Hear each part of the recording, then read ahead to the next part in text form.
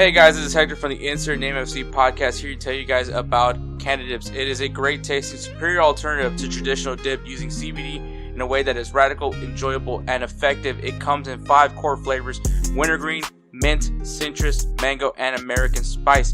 Cannadips CBD is the new evolution in dip, allowing guys to enjoy great, long-lasting taste without the downsides. If you guys want to go ahead and try them out, use the code BELLYUP20 at Cannadipscbd.com. Once again, BELLYUP20 at Cannadipscbd.com, and you'll get yourself 20% off your purchase. Thank you again for Cannadips for being a great partner of Belly Up Sports. In the first play-in round, we had 14th place PSV. So I'm going to do my best to keep their place on the league table on them throughout the Champions League, just to gauge an idea of like how far this team went to get to where they are. But we have 14th place PSV beating 20th place Juventus 4-3. The first leg went 1-2 in favor of Juventus. But then PSV wins it 3-1 going into extra time. Which obviously, if you guys are watching PSV, is probably, well, if you watch PSV, either you're a PSV fan or also you're an American fan, a U.S. soccer supporter, because obviously they have some U.S. soccer players on that team. Unfortunately, Pepe is no longer playing for PSV as he's dealt with an injury. But aside from that, though, I think solid performance of PSV, able to knock down Juventus, which Juventus says it's been rough for them these past couple of years. But I think still, if you're PSV, you're like, we just beat Juventus. I think that's a lot of confidence going into that next round, whoever they end up having to face, depending who they have to face. That could be really big for them. But aside from that, positive result for PSV. 11th place Real Madrid beats 22nd. Can't believe I'm saying this. 22nd place Manchester City 6-3. Not that I can't believe Real Madrid beat Manchester City. The fact that Manchester City is 22nd going into this, but Real Madrid once again shows why they're a class above when it comes to Champions League. Probably the league stage wasn't the best result for Real Madrid, but I think once again, this is a tournament. Real Madrid is Champions League heritage. At the end of the day, you may change the rules, but the cream always rises to the top in some sense. The first leg which was in Manchester, was a 3-2 win for Real Madrid, a comeback win, by the way. I know a lot of people were taking jabs at Man City fans for putting up the tifo, of saying like something along the lines on stop crying, which had Rodri with the Ballon d'Or. Look, I don't want to live in a world where people aren't able to talk crap. I think the banter is important. It's just as much as part. Look, as long as it doesn't get violent or racial, I'm fine with banter. I think banter is needed amongst fans, and obviously, like, the players can't control what the fans do. Whatever tifo they're made. I don't know if I'm sure Man City has to approve the tifo before they can put it up, but I think at the same time, I'm sure they saw that and they were just like, yeah, let's do it. And I mean, it's perfectly fine. It's banter. It's perfectly fine with it. I'm not shaming Manchester City. Obviously, the part of it at the end of it all is making sure that your team hopefully backs up the banter. And unfortunately, that just wasn't the case. The 3-2 comeback win, and then obviously Real Madrid just putting you had an Mbappe hat trick in the second leg. I think it was once again just Real Madrid showing why they're the. Oh, sorry. Once again, just showing why Real Madrid is just the class of the Champions League. To me, it's not I'm not gonna say Manchester City was wrong for doing it. I think they should have done it. They should have put that tifo up. It's perfectly fine to put that tifo up. If you're gonna, once again, if you're a Man City player, you can't, you're not gonna sit here and say, yeah, the fans should have done it. No, you should, obviously you should back your fans at the end of the day. But once again, as long as it's not criminal in any way, back your fans up. And I think, I don't think Man City fans did anything wrong. I think, unfortunately, just the end product just wasn't showcasing. It was just, it's the same thing like with Erling Haaland, right? When he tried to tell Arsenal to be humble, and then they get freaking shellacked in their previous match. The last time they played Man City and Arsenal. it's just one of those things that like things are going to end up be brought back up, and I think obviously the whole be humble thing was brought up to Erling Haaland. In this case, everyone was like the moment they lost was when they put that sign up because you don't want to piss off Real Madrid. And I mean, Real Madrid, we're kind of being cheeky when they won the first leg. Second leg, I mean, like I said, they just put it out of reach and put the Mbappe hat trick was just a nail in the coffin. Solid performance from Real Madrid, Manchester City. Once again, just questions on questions on what's going on this year for them. But I'm not gonna sit here and tell you, man, that like once again, I'm fine with fans putting in doing making having banter. Like that's perfectly no. You should be doing that. You should do things like that. It's for instance, in NHL they did for their All Star game they did the Four Nations tournament thing, and you had Canadians booing the national anthem. That's perfectly fine. I'm perfectly fine with it. I think, once again, it just goes to making it a rivalry, especially in hockey. USA and Canada are rivals. Obviously the regular, I guess like the tournament play game. I don't know what it was. I guess the first meetup, USA beat Canada, but then Canada ends up winning the Four Nations tournament. Um, I don't know how that worked, honestly, but I think like that's what you need to do. It makes it entertaining. That like the fans do provide an entertaining element, and I'm fine with banter between once again as long as it doesn't get to fisticuffs and it doesn't get to any racial derogation any derogatory terms of racial or even other touchy subjects. I think it's perfectly fine. I don't think it's the end of the world by any means.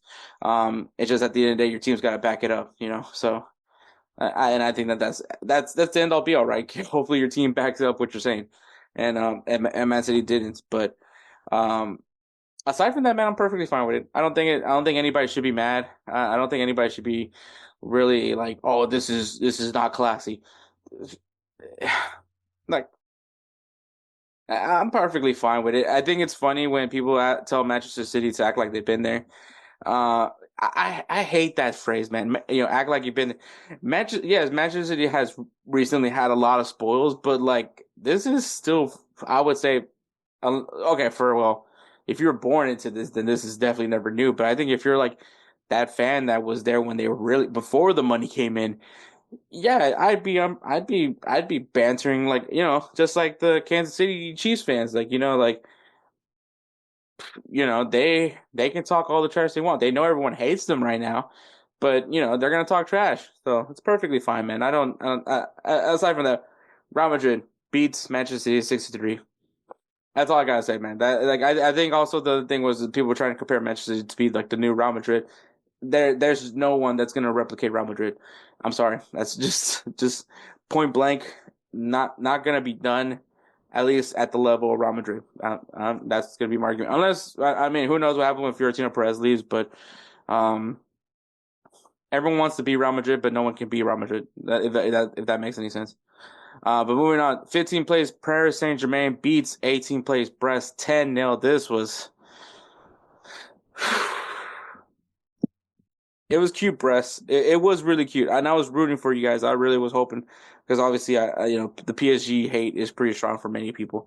Not that I care too much about PSG, but hey, man, PSG. There's a reason why they're doing what they're doing right now in League On. Obviously not the best league play for them in the Champions League, but I think obviously putting themselves in a better position in 15th place.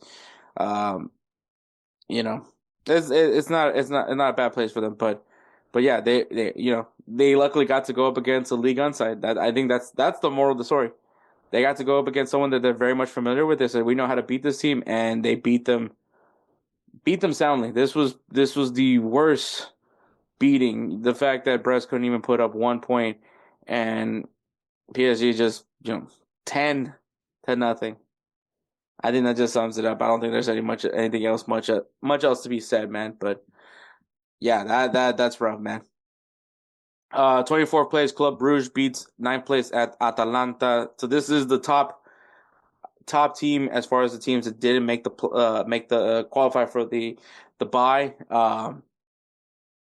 And yeah, Club Brugge is the worst team. The team that was the last team to qualify for the knockout round, for the play-in round. And wow. And I think this is what we were hoping to see. This was what we were hoping to see, some upsets, some clear upsets, different in two different leagues, right? You got the Serie A, who I would argue is on the rise, and then you have Club Brugge from the Belgium league, which I think is a league that many people are just maybe not thinking too much of, unless you're a fan of the Belgian league. And I think that Club Brugge came in with a chip on their shoulder, coming in knowing that they were the last team to qualify, and they got the job done. They're moving on to the next round. Atalanta, um, yeah. The positive for them is they can focus on the Serie A now, and hope that they can try to win the Serie A. But yeah, that's all I gotta say. Club Brugge, man, really good shift, man, to stand tall against a team like Atalanta. I think is a good thing for them. 16th place Benfica beats 17th place AS Monaco 4-3. Yeah, Benfica, obviously got a 1-0 result in the first leg. Second leg was a 3-3 draw. Monaco was definitely much trying to do what they can to to move on, but if Benfica's putting in the same amount of goals as you are, especially with a 1-goal advantage, it came in. Benfica was playing their hearts out, man, and that's why they're moving on to the next round. And then 10th place Borussia Dortmund beating 23rd place Sporting Lisbon 3-0. Won the first leg 3-0. Didn't have to do much the second leg. I think that's a positive for Borussia Dortmund, especially for the way their season's going, to have that kind of result. That's good for them. And then we have 12th place Bayern Munich beating 21st place Celtic 3-2. First leg was a 2-1 win, and the second leg it was just a 1-1 draw.